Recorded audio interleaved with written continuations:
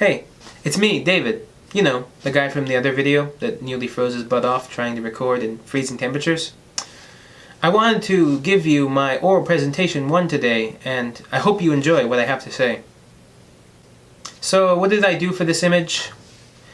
I didn't really have anything planned in mind other than wanting to depict a transparent object with a pattern behind it.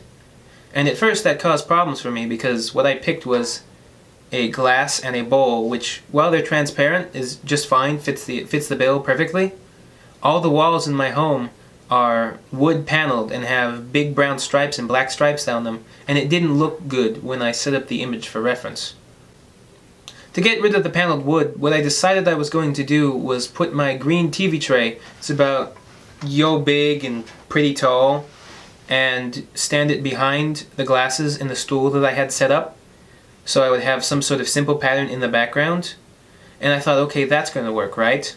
Well, that didn't really work either. The glasses just sitting on the stool by themselves didn't look so great.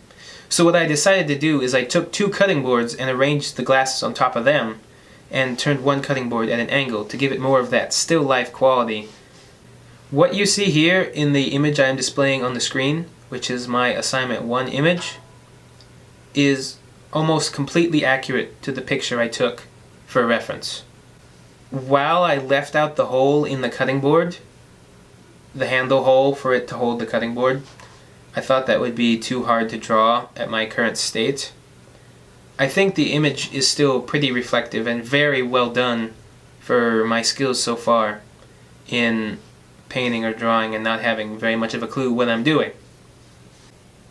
As for why I chose these subjects, I thought just one glass would be too little by itself in such a big photo, and I didn't want to do a vertical photo, and I wanted to have something else in my image. So I took the tall glass and put the small bowl next to it on the cutting board, and I thought it looked pretty good, pretty decent. Like a normal still life you might see. I also liked the curves of the glass, which reminded me a lot of other still lifes I'd seen. I'd love to say I didn't think about colors in making this image, but I evidently did because I decided to put the green tray up against the wall so that you didn't see the black and brown stripes of the wooden paneling. So there's that. And I suppose I also thought about it on a deeper level because I put the wood grain of the cutting boards up there and the yellow rubber band around the cutting boards to add to the image colors as well. So I suppose I did think about color.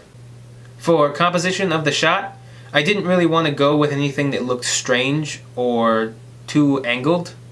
I just wanted to represent some transparent objects, and I think the objects are sort of in the same plane a little bit too much, but I think the finished product looks pretty good, in my opinion, especially considering what I've painted beforehand, which is practically nothing. Personally, my favorite part of the image is the stem and the bottom of the glass on the left, the one you can see them displaying on the screen right now. It looks almost identical to what it looked like in real life.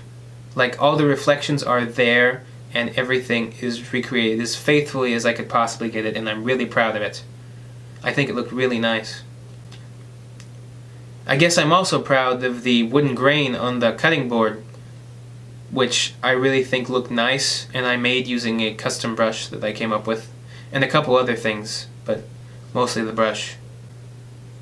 I didn't really learn anything drastically new from making this piece about how to use Photoshop, but I did learn some new cool tricks, like some new shortcuts and some new uses for functions of layers and things like that, and things like the rotation tool where you press the R key and you rotate the display, and you can draw lines at the same angle and have them appear at a different angle on your computer, which I thought was really neat.